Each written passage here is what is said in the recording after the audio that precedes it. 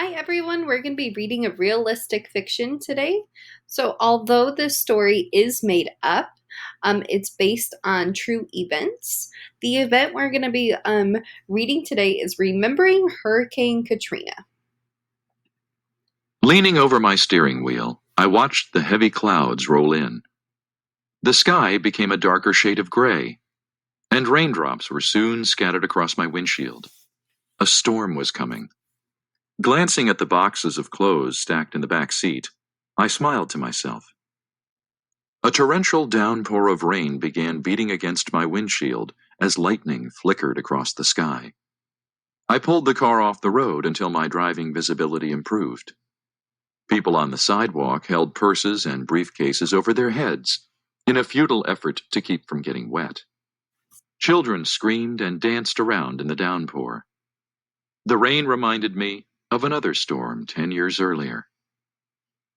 Hurricane Katrina slammed into the Gulf Coast of the United States when I was 9 years old. The ferocious storm caused untold amounts of damage. One of my strongest memories from that time was watching the evening news with my aunt. A reporter stood inside the Houston Astrodome, surrounded by thousands of people.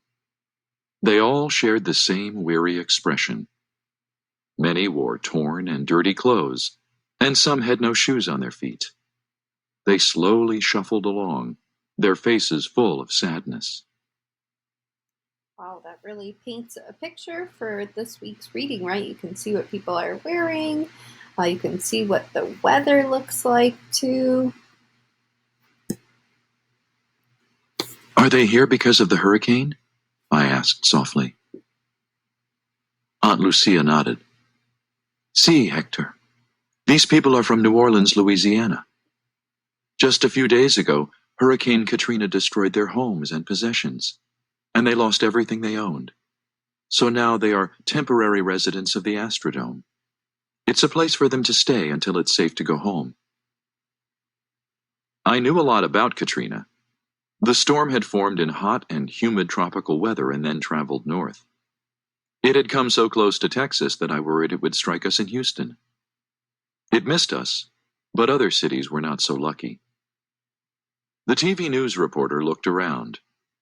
People tried to speak to her, but she was being selective about whom she wanted to interview. I noticed a little boy sitting behind her on a cot hugging an old teddy bear. Watching him, I knew I had to do something. The next day, my friends joined me at our volunteer club, the Houston Helpers, and together we devised a plan. We wanted to collect toys and give them to the kids at the Astrodome, because donating the toys would help bring some happiness into the lives of these families. Anxious to get started, we made lists of what we needed to do. Then every one of us was assigned a specific task. Oh, they're really helping them. We agreed to spread the word to our schools and other organizations. 3 days later, after a Herculean effort on our part, the donation bins were overflowing with new toys. I'll never forget the day when we entered the Astrodome with our gifts. Children flew toward us from all directions. Smiles lit up their faces as we pulled toys from our bags. Grateful parents thanked us for our generosity and complimented our group leaders on how thoughtful and mature we all were. Bzzz. My cell phone jolted me back to the present, and I noticed that the storm had passed. Hector? See, yes, hi, Jeannie. Do you have the donations? A few more families have arrived, more victims of yesterday's tornado. Yes, I have the clothing donations. The storm delayed me, but I'll be there soon. I gingerly eased my car into the suddenly busy traffic. It felt good to know that I was making a difference again. So he's still continuing to make a good impact. That ends our story today.